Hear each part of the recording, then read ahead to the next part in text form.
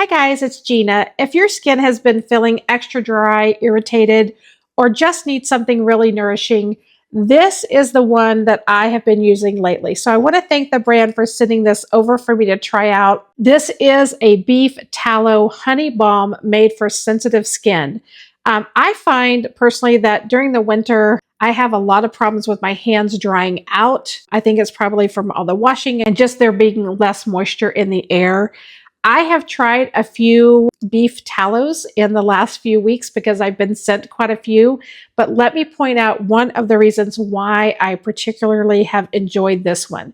It gives you a rich moisturizing feeling without being super heavy and greasy. So I want to show you what it looks like. This is literally, what I've been doing is rubbing my hands right around here to pick it up. It is made with organic grass-fed tallow and olive oil. So it's great for areas that tend to get extra dry, even on your face, hands, elbows, rough, dry patches. I want to show you how nicely, it almost reminds me the feeling of like a cocoa butter. It goes on so smooth. Some of them give you that feeling of being like a heavy cream and maybe just that greasy feeling. This does not, absolutely at all, which is just one of the reasons why I really have been enjoying it.